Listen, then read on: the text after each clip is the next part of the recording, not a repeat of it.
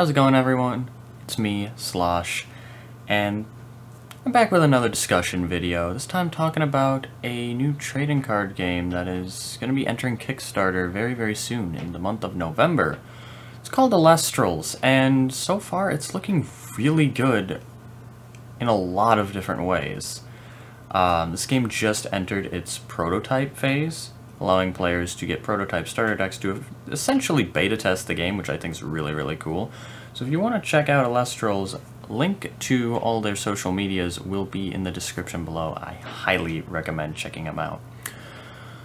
But there are a couple specific areas of the game that I want to touch on today, and just sort of give my thoughts on them. That is the competitive aspect and the collecting aspect, so a huge part of the game. But yeah, if I think of anything else, I'll probably throw it in to this video. If not, another Elestrals video soon, who knows.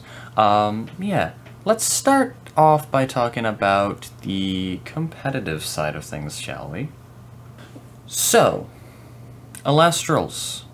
A little bit of a different deck structure than anything that I personally am used to. You've got still 60 cards, just like the Pokemon TCG.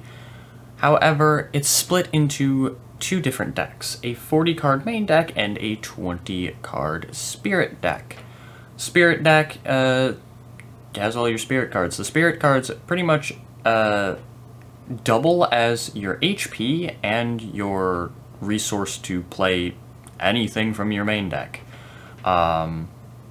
There is a how to play guide on the Elestrals YouTube that I highly recommend checking out if you are interested in playing the game at all. Goes over tons and tons of different rules in the game, and pretty in-depth at that. So, with this split 60-card deck in mind, there are, from what I've seen of the game so far, a couple things in particular that have me very, very excited. I think that the biggest thing that actually has me looking very forward to this game is there doesn't seem to be some sort of mechanic that functions as a super, you know, just massive card that you just can't stop. And what I mean by that is there's no sort of like Tag Team GX of Elestrals, another Pokemon card reference. For me personally, I sort of lost all interest in the Pokemon TCG when they started adding the Tag Team GX cards. I thought that they were just completely bland and uninteresting, and they just sort of felt like making things way too big for no reason, and just making cards that weren't ultra rares borderline unusable. From what I've seen in Elestrals, though, there doesn't really seem to be that, which I think is a very, very good thing, because this sort of gives many, many more cards the chance to really shine. And from all of the gameplay videos that I've seen Elestrals post, this brings me to my next thing that I really, really am looking forward to on the competitive side of things, and that is, so they have the 5 prototype starter decks, you know, the Centaurbor deck, the Trifernal deck, the Stratamoth deck, the Imperial deck, and the Majesty deck. Granted, the Trifernal deck and Centaurbor decks seem to be very, very powerful and probably a cut above the other 3. However, that being said, it does not feel like, at least to me personally, that they are stronger by a big enough margin to make the other decks just completely unviable. Like, it feels like any of the 5 decks still have a very good shot at winning, and on top of that, each deck seems to have several different strategies to, you know, find that way to victory.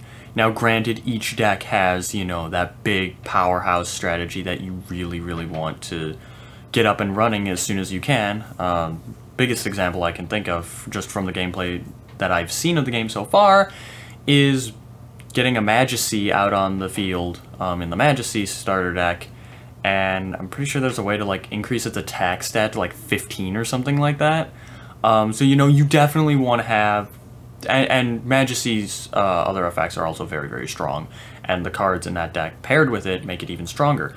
So, you know, you definitely want to roll with that, but if you can't find that specific, the tools for that specific strategy, there are other ways that you can win.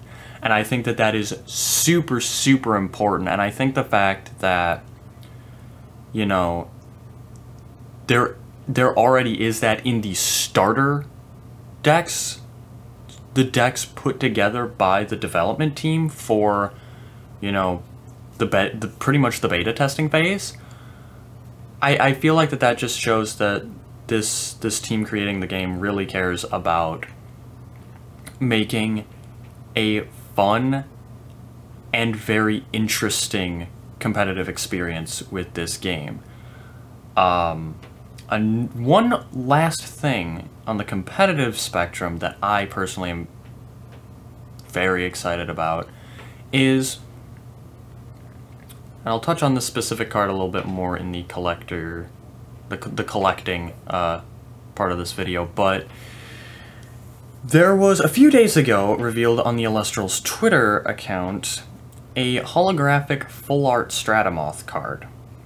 Now, I'm not 100% sure if this is going to be a promo card or if this is going to be a sort of like ultra rare rarity card in the first base set. Either way, this is a big flashy looking card, but it doesn't look like it has that just over the top power that like EX cards in Pokemon has. It looks, now the text on the Stratamoth full art for the card effect is slightly different than the Stratamoth in the prototype deck. Now, I'm not sure if this just means some Stratamoth cards will have different effects, or if this full art Stratamoth card was printed at an earlier point in the prototype era when maybe the Stratamoth card did something different. That I'm not 100% sure on, but both Stratamoth cards are 3 Wind Spirit cost Elestrals and have 11 attack and 5 defense, and also have the effect of increasing, I think it's the attack, for every Nimbug or Siracoon on your field or in your underworld. The fact that the regular Stratamoth card and the big flashy holographic full art Stratamoth card function very, very similarly is, in my mind, a very good sign that there, at least for a while, won't be those ultra rare cards that are just so significantly stronger than everything else that you have to run them. Because I feel like when you start making cards like that, it, at least to me personally, comes across as more of like a money grab. And the fact that it doesn't feel like there's that at all with Elestrals just makes the game feel that much better in my mind. And it's already so just strategy rich that I think adding cards like that would really take something away from the game a lot. So I'm so happy that they've not done that from what we've seen so far. I think that this game is shaping up to be possibly the most exciting TCG to like watch at a high competitive level in my opinion personally. Those are my personal thoughts on the competitive spectrum of Elestrals, but now let's talk a little bit about collecting. I've collected Pokemon cards for a while, and looking at Elestrals, there's definitely an even bigger desire for me to collect those than any trading card game I've seen before. They're already in such an early stage of the game's lifetime, really doing a lot to sort of drum up excitement for collecting the cards. The biggest thing in my mind is that Celebration Nimbug alternate artwork promo. Every single order purchased for the prototype starter deck pre-order will be receiving a special alternate artwork Nimbug card that will have, you know, some confetti on it, and also will have, in addition to the, you know, the Elestrals enchantment effect text thrown in there, there's also text that's like, you know, thanks for being one of the first to play Elestrals or something like that, you know? So like a really, really cool, just like thank you gift pretty much for being there at the start. And given the fact that it's going to be such a limited print, I feel like down the line, when this game gets even bigger, it's gonna be one of the most sought after cards. And I, like, as someone who wants to do some collecting, that has me very, very excited because I did place an order. But that's not all players who place those pre-orders are going to be getting. Every single order in addition to that Nimbug will be receiving one prototype card from aDrive's personal collection. aDrive is a Pokemon content creator. If you're watching this video and you're familiar with Elestrals already, you already know who aDrive is. But aDrive's a Pokemon content creator, and I believe the lead developer of Elestrals as well. A link to his Twitter and YouTube will be in the description as well. But the significance of every order getting a card from his personal collection is something that I didn't actually realize at first. So to my knowledge, the prototype starter deck cards have a special symbol in, I think it's the bottom left corner. I'm pointing left, but my camera's showing me pointing right, so over here on the card. It'd be like over there. I know how to use webcams. So this icon is a little gear, and I believe has a letter E in it for all of the cards that will be in the prototype starter decks. If I got that wrong, please correct me in the comments. However, these cards that aDrive will be throwing into each of the orders has a different prototype symbol, an even earlier prototype symbol, and this is a gear with the letter P in it. There are going to be barely any cards with that symbol in existence, and on top of that, that holographic full art Stratamoth card that I mentioned earlier, that's one of those cards. So I personally am hoping that I really, really get that because I want that card so bad. But there are going to be so many holographic cards that aren't full art, but still holographic, that will have that icon. And even the cards that aren't holographic that have that icon down the line will be super, super valuable for collectors to have. So already they're you know, giving away some pretty special collector's items right out of the gate. Now, in addition to those two cards, I mean, there's every card that's going to be in the prototype starter decks. I mean, there's the gear with the E, you know. Cards after this point won't have that.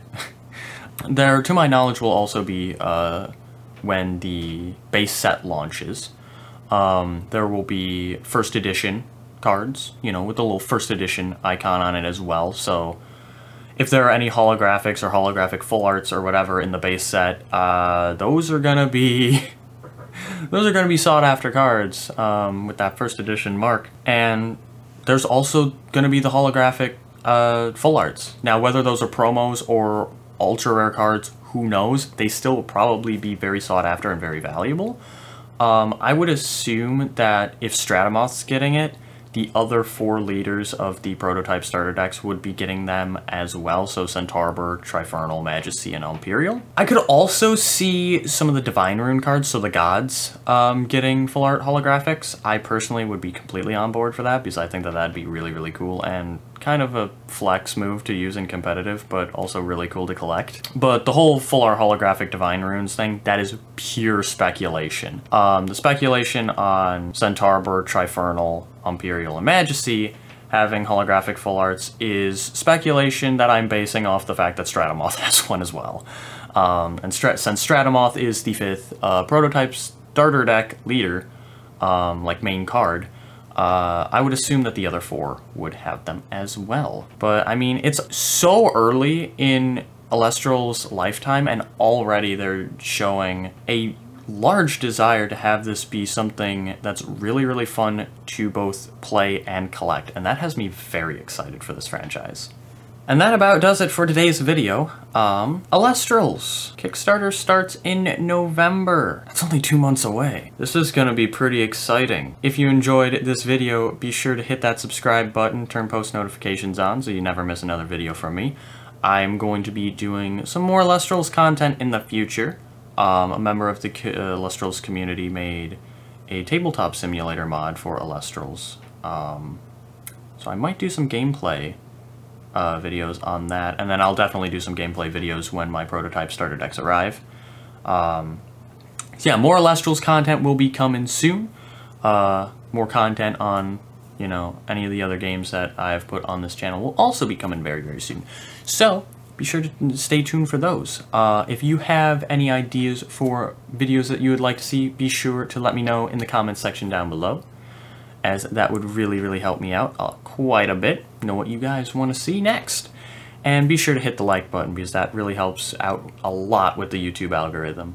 And I would greatly appreciate it as well. You don't have to, though, but I would greatly appreciate it. Until next time, though, stay tuned for more. I'll see you all later.